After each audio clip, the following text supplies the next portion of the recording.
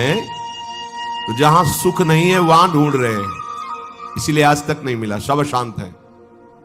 आपको तो जो जो चीजें चाहिए, जो वस्तुएं, धन संपत्ति, पद की आकांक्षा रखते हैं, तो आपको लगता है अगर ये मिल जाते तो मैं सुखी हो जाता। अपने को ऐसे बहुत मिले हैं जिनके पास आप चाह रहे हैं, उनकी बहुत मात्रा में संग्रह किया हुआ है, बहुत अधिकारिता है, बड़ा पद है, खूब ऐश्वर्य है, जगत में उनका नाम है, सम्मान है, पर हृदय जल रहा है, हृदय अशांत है। क्यों? क्योंकि जहां शांति प्राप्त होती है वहां उनका संबंध ही नहीं है।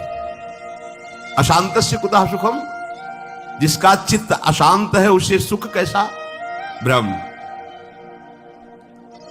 कुछ वर्ष की आयु, शरीर समाप्त हुआ, न पद रह गया, न संपत्ति रह गई, न नाम रह गया, न व्यवहार रह गया, न परिवार रह गया, अकेले अपने कर्मों की पोटली बांध करके फिर नया जन्म, फिर वही पढ़ाई लिखाई, दुनिया का प्रपंच। नहीं तो अन्य योनियों में कीड़ा मकोड़ा, पशु पक्षी।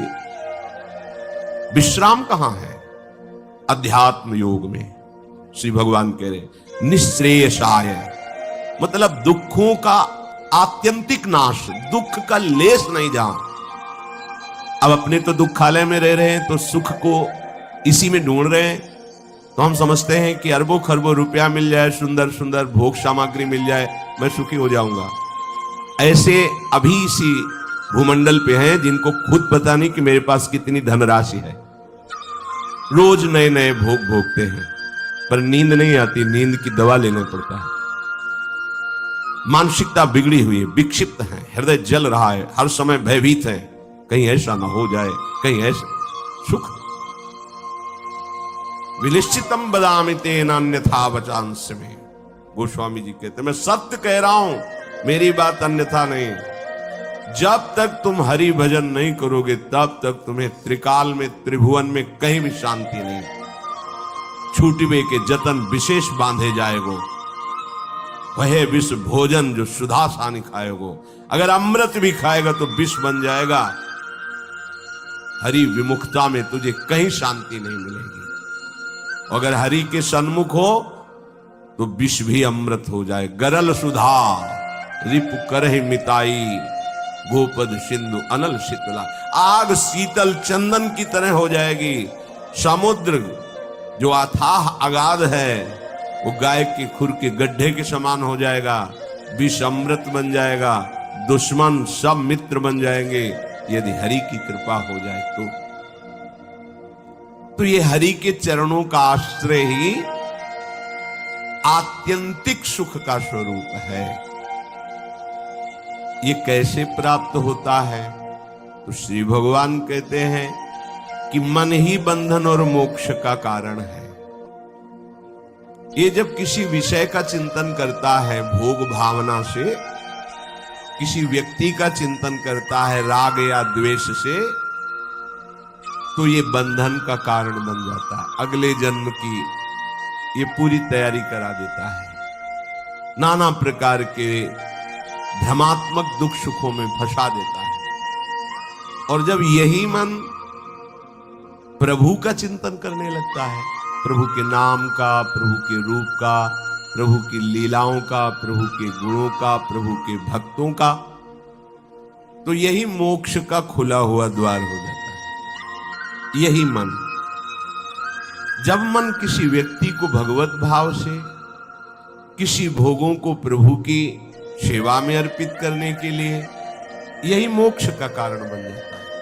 और जब किसी भोगों को स्वयं भोगने के लिए और किसी व्यक्ति को राग द्वेष से, यही बंधन का कारण स्पष्ट। इसीलिए भगवान बहुत जोर देते हैं अनन्य चिंतन पर। तुम्हारा चिंतन भगवत भाव से निरंतर चलता रहे तो जितनी श्वासें हैं वो प्रभु को अर्पित कर देने का फल होगा, प्रभु के समीप पहुंच जाना। ये तो बहुत कठिन है। मन को संसार के चिंतन से हटा करके प्रभु के चिंतन में लगाना, ये तो बहुत कठिन है, क्योंकि हमारी आसक्ति हो गई है शरीर में, शरीर संबंधियों में, भोगों में, पद प्रतिष्ठा में। बड़ा सुख लगता है, जब हमारा यश, हमारी प्रतिष्ठा, हमारा मान, हमारा ऐश्वर्य, हमारा संबंध ये बहुतायत में दिखाई देता है तो अहंकार को बड़ा सुख मिलता है। यही दुख में फंसने का मूल कारण है और संसार में यही उद्देश्य रखा जाता है। देखो ना भ्रम, जो हमारे दुख का मूल कारण है वही हम उद्देश्य लिए घूम रहे हैं, तो सुख कैसे मिलेगा? धतूरा बोओगे तो विषय खाने को मिलेगा ना, अमृत तो नहीं मिल जाएगा। अगर धतूरे में एक जीवन नष्ट करने की सामर्थ्य है तो मान, प्रतिष्ठा, प्रशंसा, भोग, भावना ये कई जन्म नष्ट करने की सामर्थ्य रखता है। बुद्धि हमारी भ्रमित है, इसलिए हम समझ नहीं पा रहे। विष तो एक जन्म मारता है, विषय देखो ना, जब से सृष्टि हुई आज तक मार ही तो रहा है। मरते मरते थक गए, मरना नहीं मिटा, फिर मरना पड़ेगा। अरे अब तो ऐसा मरो कि अब जन्मना न पड़े, मृत्यु महोत्सव हो जाए। तो हे प्रभु, ये आसक्ति हमारी हो गई है शरीर में, शरीर संबंधियों में, भोगों में। तो जहां हमारी आसक्ति होती वहीं हमारा मन चित्त चिंतन करता है। और आप कह रहे हैं कि अगर मन चिंतन करे निरंतर प्रभु का तो मुक्त है, जीवन मुक्त है। अभी कैसे हो सकता है ऐसा? तो श्री भगवान ने कहा, प्रसंगमजरम पाशमात्मनः कवयो विदुः स एव साधु सुकृतो मोक्ष द्वारमपावृतम्। खुला हुआ मोक्ष का द्वार खुल गया।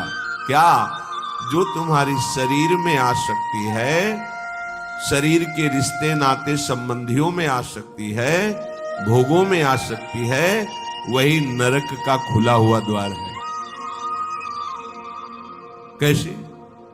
त्रिविधम नरकस्येदम द्वारम नाशन मात्मनः कामः क्रोधा तथा लोभा तस्मादेत्रयम् त्यजेत। जब तुम शरीर भाव से होते हो तभी तुम्हें काम वेदना सताती है। काम में बाधा पड़ने पर क्रोध का जागरण होता है, क्रोध ही नाश का स्वरूप बन जाता है। क्रोध हमारी स्मृति का नाश करता है, स्मृति से बुद्धि नष्ट हो जाती, बुद्धि नाश ही सर्वनाश हो जाता है। काम, क्रोध और लोभ ये नरक के खुले हुए द्वार है। अगर यही आसक्ति प्रभु के प्रेमी महात्मा के चरणों में हो जाए तो कह रहे हैं मोक्ष द्वारम अपावृतम, खुल गया मोक्ष का द्वार। अब बस केवल प्रवेश करना है, अर्थात उनकी आज्ञा का पालन करना है। जो आसक्ति शरीर में, भोगों में, संबंधियों में है, यदि वो श्री भगवान के प्रेमी महात्मा सदगुरुदेव के चरणों में हो जाए तो मोक्ष का खुला हुआ द्वार है। अजात शत्रुवः, अगर एक भी व्यक्ति के प्रति शत्रु भाव रहेगा तो यहां लौट के आना पड़ेगा। एक भी व्यक्ति से आसक्ति हो गई तो लौट के आना पड़ेगा। मृग के बच्चे से हुई मृग बन गए, पुरंजनी से हुई पुरंजनी बन गए। हमारी ऐसी भगवत भावना बढ़े कि पूरी सृष्टि में कोई एक भी शत्रु ना हो। जो तुमसे द्वेष करे उसको प्रणाम करो। यदि भगवत प्राप्ति के मार्ग में बढ़ रहे हो, जो तुमसे ना बोले उससे तुम कभी भी रूठो मत। सामने पड़े तो राधे राधे, श्री हरि। कभी ऐसा नहीं कि ये तो दुष्ट है मैं गाली देता, नहीं नहीं। हमारा प्रभु ही हमारे हृदय को मजबूत करने के लिए ऐसा स्वांग रच रहा है। सच्ची मानना, भगवान अपने भक्त को समर्थ बनाने के लिए लीला करते हैं। वही है, कोई दुष्ट नहीं है। किसकी सामर्थ्य है कि प्रभु के पार्षद को गाली दे दे, प्रभु के पार्षद को पीट दे, प्रभु के पार्षद की अवहेलना कर दे? ये भगवान इसीलिए करवाते हैं कि तुम समर्थ बनो, द्वंद्वों को परास्त करो, ना कि द्वंद्वों से परास्त हो जाओ। तुम मेरे सेवक कहलाकर द्वंद्वों से परास्त हो जाओगे तो ठीक नहीं है। ए भगवान का भक्त, जरा सी बात में देखो विकल हो, नहीं। कोई भी भगवान का प्रेमी महात्मा ऐसा चरित्र नहीं पाया गया कि कभी किसी भी परिस्थिति में व्यथित हो गया है। नहीं, यम ही न व्यथ्यन्ते ते पुरुषम पुरुषर्षभ सम दुखा सुखाधीरम स्वमृतत्वाय कल्पते। जो सुख दुख में समान किसी भी परिस्थिति में हृदय व्यथित नहीं हुआ, हर समय राधा राधा राधा परम पद उसके चरणों में लौटता है, वही परम पद का अधिकारी है। अजात शत्रवहा, तुम्हारा कोई एक भी शत्रु नहीं होना चाहिए, क्योंकि भगवान कहते संतों का एक भी शत्रु नहीं होता। अपना मन ही शत्रु है, कोई और बाहर शत्रु नहीं। जब तक आप अपने मन को प्रभु के चरणों में नहीं लगाते, तब तक ये जाल फैलाता रहता है। एक को मित्र बनाएगा, एक को शत्रु बना लेगा, एक में राग कर लेगा, एक में द्वेष कर लेगा और हमारे नए जन्म की व्यवस्था कर देगा। ये मन ही हमारा शत्रु है जब तक वश में नहीं होता। ये मन ही हमारी दुर्गति का कारण है जब तक ये प्रभु में नहीं लगता। प्रभु में लग जाए, वश में हो जाए, तो इससे बड़ा कोई मित्र नहीं। मन ही श्री कृष्णाकार होकर भगवत साक्षात्कार करा देता है। अजात शत्रवा, कोई भी एक हमारे द्वेष का पात्र न हो। अद्वेष्टा सर्वभूतानाम, समस्त भूतों में द्वेष रहित, दोष बुद्धि रहित हमारे हृदय की स्थिति होनी चाहिए, क्योंकि संतों की ऐसी होती है। शांताहा, किसी भी परिस्थिति में कोई तुम्हें अशांत न कर पावे, ना अंदर की वृत्ति ना बाहर का व्यक्ति। ऐसी शांति तभी मिलेगी जब चित्त प्रियाजू के चरणों के चिंतन में होगा, उनके नाम के चिंतन में होगा, क्योंकि भगवत प्रेमी महात्मा शांत रहते हैं। शांताहा साधवा साधु भूषण। आप राग द्वेष में विचरेंगे, निंदा स्तुति करेंगे, मान अपमान में सुखी दुखी होंगे, तो अनन्य भक्ति कब धारण करेंगे? अपने को केवल लक्ष्य पर दृष्टि रखनी है। वही सच्चा निशानेबाज है जो केवल लक्ष्य पर दृष्टि रखता है। द्रोणाचार्य जी ने कौरवों पांडवों को धनुर्विद्या की शिक्षा दी। परीक्षा के लिए एक वृक्ष में चिड़िया टांगी और कहा इसकी आंख पर निशाना लगाना है। जो धनुष उठाता और तीर संधान करता, पूछते क्या दिखाई दे रहा है? बोले वृक्ष, डाल, चिड़िया। बोले रख दो धनुष। सब युधिष्ठिर जी से भी पूछा तो उन्होंने कहा चिड़िया दिखाई दे रही है, फिर आंख दिखाई, रख दो। अर्जुन से कहा क्या दिखाई दे रहा है? बोले गुरुदेव केवल आंख। बोले वेद दे। बस लक्ष्य दिखाई देना चाहिए, तो कुछ भी आपको, कोई भी आपको, कहीं भी आपको परास्त नहीं कर सकता। लक्ष्य श्यामा श्याम, श्यामा श्याम का स्मरण, कोई परास्त नहीं कर सकता। लक्ष्य रहित होकर घूमोगे तो सब तुम्हें व्यथित कर देंगे। काम क्रोध लोभ मोह मद मत्सर, ये सब हृदय में ही ये प्रहार करते हैं। बाहर का प्रहार तो कोई भी सह सकता है, लेकिन हृदय के प्रहार को बड़े बड़े वीर नहीं सह पाते। साधक हृदय के प्रहार को सहता है, इसलिए उससे बड़ा कोई वीर नहीं होता। सबसे बड़ा सुभट साधु होता है जो काम क्रोध आदि के वार को हंसते हुए सहकर भगवान की तरफ बढ़ता है। जो विश्व में विश्व विजेता धनुर्विद्या के प्रकांड ज्ञानी, युद्ध क्षेत्र में सदैव विजय प्राप्त करने वाले रहे, वो भी घुटने टेक दिए काम क्रोध के आगे। लेकिन साधु अहंकार रहित होकर पूरे जीवन इनसे युद्ध करता हुआ आगे बढ़ जाता है। इसीलिए सा जयति जयति जग उच्चरे, पूरा संसार ब्रह्मा जी तक उसे नमस्कार करते हैं। ये विजय तभी हो सकती जब लक्ष्य चिंतन में रहे। श्यामा श्याम मई अनन्येन भावेन भक्तिम कुर्वन्ति दृढ़ाम। अनन्य भाव अपने प्यारी जू के चरणों में दृढ़ाम।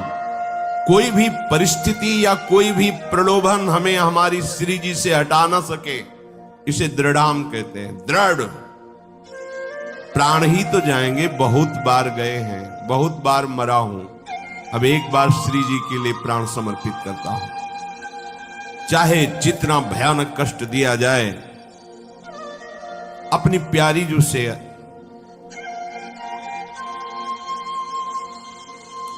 एक क्षण के लिए भी वृत्ति नहीं हटा सकता। और चाहे जितना प्रलोभन दिया जाए, यश कीर्ति सम्मान प्रतिष्ठा जय जयकार, एक क्षण के लिए भी प्यारी जू से चित्तवृत्ति नहीं हटे। इसे कहते दृढ़ाम। भारी से भारी अनुकूलता और भारी से भारी प्रतिकूलता जब अपने इष्ट के चिंतन को न रोक पावे तो उसे कहते अनन्य भक्त। अनन्य भक्त बहुत बड़ी दुर्लभ स्थिति है, इससे बढ़कर कोई पद नहीं है, कोई स्थिति नहीं है। और ये वृंदावन नित्य विहार रस, ये रसिक अनन्यों का है। ये रसिक अनन्यों के नरेश श्री हिताचार्य, श्री स्वामी हरदास जी, ये सब सहचरियां प्रकट हुई हैं इस रस को प्रदान करने के लिए। ये तो अनन्यता से ही आता है रस। मत कृति त्यक्त कर्माणस त्यक्त स्वजन बांधवाहा, दो भाव इसके। मेरे लिए सारे सांसारिक कार्य छोड़कर केवल भजन, ये निवृत्ति मार्ग पर विरक्त भाव। और जो भी कर्म कर रहे हैं वो प्रभु को समर्पित करना, एक गृहस्थ प्रवृत्ति मार्ग पर, दोनों को ये करना होगा। मत कृते त्यक्त कर्माणस, मेरे लिए सारे कर्म समर्पित करना, ये गृहस्थ। और मेरे लिए सारे संसार के कर्म छोड़कर एकमात्र केवल प्रियालाल संबंधी चेष्टाएं, ये है विरक्त। नींद खुलने से लेकर सुषुप्ति गाढ़ नींद तक, चेतना से लेकर मृत्यु तक प्रियालाल के सिवा कोई कार्य नहीं करना। अपने शरीर के पोषण का भी कार्य नहीं करना। हमारे शरीर का भरण पोषण प्रियालाल से होगा। हमें जगने से लेकर सोने तक, जीने से लेकर मरने तक केवल प्रियालाल के ही संबंध के कार्य करने, अन्यथा नहीं। ना अपने तन ढकने के लिए, ना अपने शरीर पोषण के लिए, ना अपनी शरीर व्यवस्था के लिए।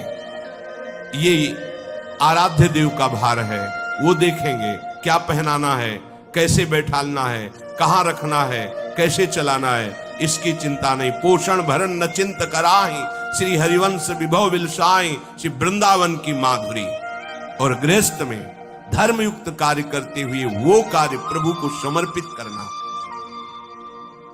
मत कृते त्यक्त कर्माणस और त्यक्त स्वजन बांधवाहा, विरक्त के लिए किसी भी तरह से परिवार के सदस्यों से थोड़ा भी स्नेह नहीं रखना।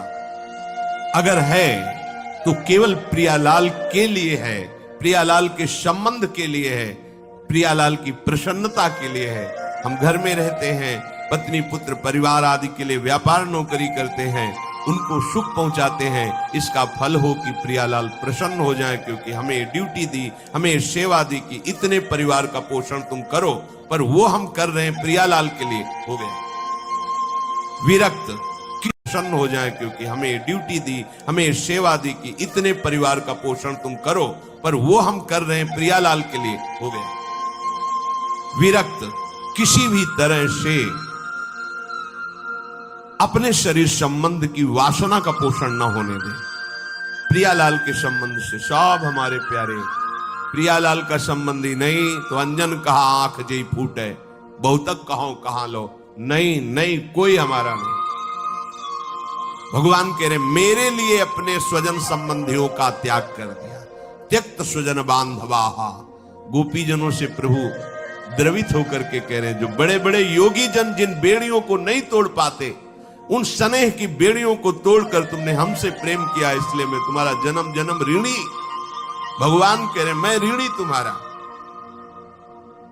केवल प्रभु से प्रेम करने के कारण ही हनुमान जी महाराज से भगवान श्री राम कह रहे हैं, प्रति उपकार करो का तोरा, सन्मुख हो न सकत मन मोरा।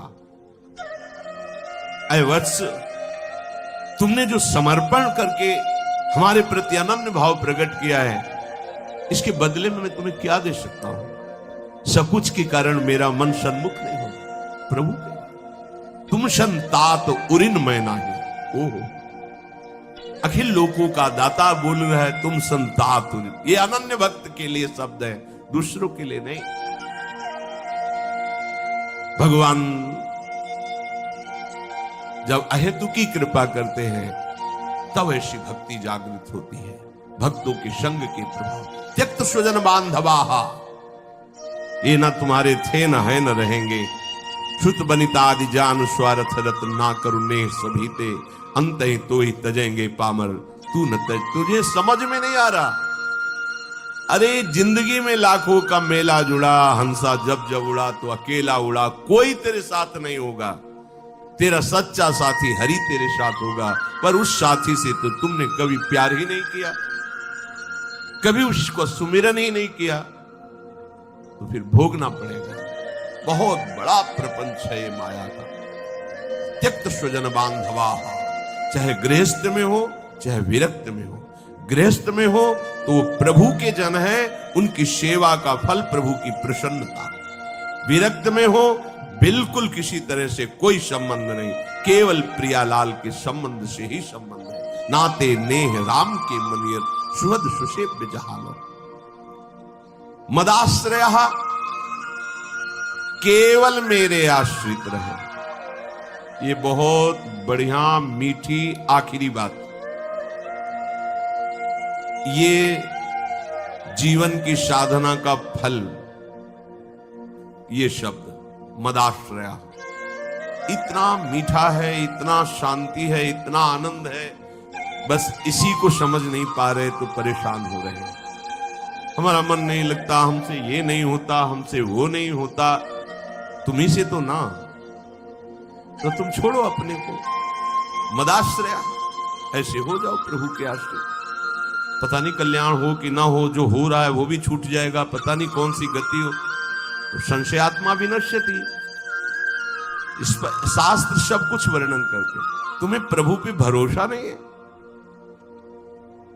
प्रभु का आश्रय ये पूरे जीवन में इसी ने चलाया है, मदाश्रया ने, इसी ने पोषण किया है, और यही हमें बेपरवाह रखा है ना प्रभु। मदाश्रया प्रभु का कोई साथी नहीं है, कोई साथी नहीं। एकमात्र श्री हरि, एकमात्र प्रियाजी। आश्रय ये बहुत अमृत शब्द है, समझ में केवल आ जाए। अभी इसी क्षण बिना साधना के मुक्त हो अगर ये बात समझ में आ जाए, पर अभी तो समझ में आ सकती कुछ मिनट के लिए, क्योंकि यहाँ का वायुमंडल है मदाश्रया का। तो अभी सब पर गेट के बाहर निकलते ही हवा बदलेगी तो विचार बदल जाएंगे। मदाश्रया ये गुरु कृपा से आई हुई भारी विपत्ति, प्रतिकूलता, असाध्य रोग, अपमान, निंदा, ये सहयोगी होते मदाश्रया के लिए। ये मदाश्रया में बहुत सहयोगी होते हैं, और इनको कौन चाहता है, इसीलिए मदाश्रया नहीं हो पाता। वो हम के आश्रित रहता है। साधना का आश्रय ले सकता है, क्रियाओं का आश्रय ले सकता है, व्यक्ति का आश्रय ले सकता है, लेकिन मदाश्रया भगवद आश्रित। और भगवद आश्रित बहुत बेपरवाह और ऐसी वस्तु मिलती है जो किसी साधना से नहीं मिलती। पर ये हृदय का विषय होता है, वाणी का नहीं होता। केवल वाणी के कहने से हृदय शांत नहीं हो जाएगा। निज सुख बिन मन होई की थीरा, जब तक मन में ये आश्रय जागृत नहीं होगा तब तक बात नहीं बनेगी। और ये जागृत तभी होगी, लिख लो, जब तुम्हारा अपमान होगा, निंदा होगी, शरीर किसी असाध्य रोग से ग्रसित होगा, सब तिरस्कार करेंगे, सब, कोई सृष्टि में प्यार से देखने वाला नहीं होगा, तब सच्चा मदाश्रय उदय होता है। प्रभु आपकी वो हृदय की जो धारा प्रभु की तरफ बही, निहाल कर, तो एक कदम मेरी तरफ चल के तो देख, पूरी सृष्टि न झुका दूं तो कहना। भगवान के वचन, एक कदम तो चल के देख मेरी तरफ। ये अंदर की बात है, बाहर से आप कहोगे तो हम 500 किलोमीटर से आए, एक कदम की क्या बात है। बाहर से दौड़ने वाला कोई वीर नहीं कहा जाता। अंदर तो आप वहीं बैठे हुए हो, शरीर में, उस शरीर संबंधियों में, शरीर भोगों में, एक कदम कहां चले। अंदर की बात है, आपको ये मदाश्रया अंतिम सांस तक हो जाए तो परम पद भी मिल जाएगी। बहुत बार बता चुके, फिर समझ लीजिए। द्रौपदी जी महान भक्ता हैं, भगवान से मिलती हैं, बात करती हैं, पर ये विपत्ति, ये दुख, ये असाध्य रोग, ये अपमान, ये निंदा, ये मदाश्रया को जागृत करता है, दूसरा नहीं, दूसरा नहीं। अभी तक पूर्ण मदाश्रया द्रौपदी जी नहीं थी, क्योंकि जब कर्ण और दुर्योधन के आदेश से दुशासन महल में प्रवेश करता है और बाल पकड़ करके अपवित्र दशा में उनको घसीटते हुए सभा में लाता है, तब एक बार भी नहीं बोली हा श्री कृष्ण। क्यों? अंदर आश्रय है। ऐसे महावीर है कि अगर भीम गदा उठा ले तो त्रिभुवन में सामने उनके टिकने वाला वीर नहीं है। अर्जुन अगर गांडीव चढ़ा ले तो किसी को भी ललकार सकते हैं, भगवत शक्ति से संपन्न है। अगर युधिष्ठिर जी भाला उठा ले तो सामने कोई महावीर भी टिकने वाला नहीं है। मेरे 5 पति हैं और सभा में परम धर्मात्मा भीष्म जी विराजमान है, जो महात्मा है। क्या उनके होते हुए ऐसा हो सकता है? द्रोणाचार्य जी हैं, कृपाचार्य जी हैं, बड़े बड़े वीर बैठे। एक बार भी नहीं है कि मेरे श्री कृष्ण हैं। पढ़ के देख लो, व्यास भगवान द्वारा रचित महाभारत, उसका स्वाध्याय किया है पूर्व में। एक बार भी नहीं आया कि मेरा परम प्यारा मित्र श्री कृष्ण है ना, वो बचा लेगा। अगर ऐसा आता तो दुशासन केस में हाथ ही नहीं रख सकता था। विश्वास कीजिए, महल में ही केस नहीं पकड़ सकता था द्रौपदी के। गई सभा में बड़ा उपहास कर रहा है कर्ण और दुर्योधन, गंदे शब्दों से बोल रहा है। नहीं बोलना चाहिए। ऐसी धर्मात्माओं की सभा में ऐसी महान देवी को ऐसे शब्द नहीं बोलने चाहिए। बड़े अपवित्र शब्द बोले। तब उनकी दृष्टि गई तो 5 पति सर झुकाए बैठे हैं, कोई देख भी नहीं रहा है। कृपाचार्य द्रोणाचार्य सदगुरु हैं, पिता की तरह है, कोई नहीं बोल रहा। भीष्म जी की तरफ देखा और कहा, मैं केवल इतना पूछना चाहती हूं कि क्या केवल महाराज युधिष्ठिर को अधिकार है मुझे हारने का? क्या यह धर्म है? अगर है तो आप केवल बोल दीजिए, मैं सब कुछ सह जाऊंगी। अगर धर्म नहीं तो मैं समर्थ हूं, हर एक को दंड देने में समर्थ हूं। कान में लग करके गांधारी जी ने बाद में कहा था धृतराष्ट्र से कि होश में हो जा, पूरी सभा को भस्म करने की सामर्थ्य द्रौपदी रखती है, क्योंकि वो महान देवी कोई साधारण मां के गर्भ से पैदा हुई नहीं, यज्ञ से प्रकट हुई है। कहां कोई बात सुनने वाला? खींच रहा है दुशासन, 10,000 हाथियों का बल रखता है। द्रौपदी जी हाथ से पकड़े हुए थक गए। सोचा अभी मदाश्रया नहीं जागृत हुआ, एक बार भी कृष्ण याद नहीं आए, दांत से पकड़ लिया। अब लगा कि अब की बार के झटके में दांत से भी छूट जाएगा, स्वयं छोड़ दिया और कहा, हे द्वारिका। सेकंड नहीं लगा, भगवान का वस्त्रावतार, मदाश्रया सीधे भगवत प्राप्ति। कोई भी कहीं भी कैसे, मदाश्रया के लिए शर्त नहीं है कि आप किस जन्म, किस कुल में, किस क्या कुछ, कहीं भी हो, कोई भी हो, कैसे भी हो, भगवत प्राप्ति के लिए सिद्ध बात है भगवान का आश्रय। अब जीव आश्रय लेना भी नहीं जानता, इसीलिए सत्संग भगवान देते हैं, साधु महात्माओं का संग देते हैं, जिससे तुम्हारी बुद्धि पवित्र हो और तुम भगवान का आश्रय लो। जो संत जन होते हैं वो मदाश्रया, भगवदाश्रय, ऐसे चमत्कार जीवन में प्रकट होते हैं जो भगवदाश्रित तपस्या और साधन, ये सब एक तरफ, ये बीच में ऐसे रकील खींचिए, एक तरफ मदाश्रया, एक तरफ जिस क्षण आश्रय लिया उसी क्षण से आपकी समानता करने वाला कोई नहीं रह गया। बार बार समझाने के लिए कहते हैं, जैसे बाली वैसे ही सुग्रीव, इतना भी अंतर नहीं, ना आचरण में ना बल में, किसी भी, बहुत समान भाई थे लोग। और रूप भी। बाली और सुग्रीव को खड़ा कर दे तो भगवान भी पहचानने में, तभी माला पहनाया था भगवान। एकदम एक रूप, एक बल, एक स्वभाव, एक गुण, दोनों ऐसे भाई थे। जब भगवान ने बाण मारा, सामने देखा कोटि कंदर्प दमनी मर्यादा पुरुषोत्तम भगवान गंभीर मुद्रा, तो हृदय में तो महान प्रीति है, बड़ा प्रसन्न है कि वैसे तो मैं इस लायक ही नहीं था, जो योगियों के ध्यान में नहीं आते हमारे सामने खड़े हैं, पर थोड़ा इनसे बात भी तो कर ले। तो कहा प्रभु सुन रखा है कि आप समदर्शी हो, फिर पर आज आपकी समदर्शिता दिखाई नहीं दे रही, पक्षपात दिखाई दे रहा। मेरा भाई है, पता नहीं आप जानते हैं पूर्ण रूप से कि नहीं, पर मैं जानता हूं क्योंकि साथ ही खेला हूं। मेरे आचरणों से उसके कम आचरण नहीं है, जैसा मैं वैसे ही मेरा भाई है, मैं जानता हूं। पर ये क्या, एक का पक्षपात लेके छुप के हमारी छाती में बाण मारा, मैं बैरी सुग्रीव प्यारा, क्या कारण? एक शब्द यही भगवान का था, ऐ देहाभिमानी, तूने सुन नहीं रखा था कि ये मेरी शरण में हो गया है। अभी अभी हुआ है, कोई तपस्या नहीं, कोई साधना नहीं, और हुआ कैसे? महाभागवत हनुमान जी के द्वारा कराया। बस ये मदाश्रया शब्द बहुत बड़ा है, बहुत बड़ा, बस इसका परिचय नहीं मिल पाता है। ये कैसे हो ऐसा लगता है। हाँ अब क्या करूं, तब साधन बताया जाता है, करो क्योंकि तुम्हारा करने में राग है। जब करते करते हार जाओगे तब फिर यही शब्द बताया जाएगा, मदाश्रया, हो जाओ भगवान के आश्रित।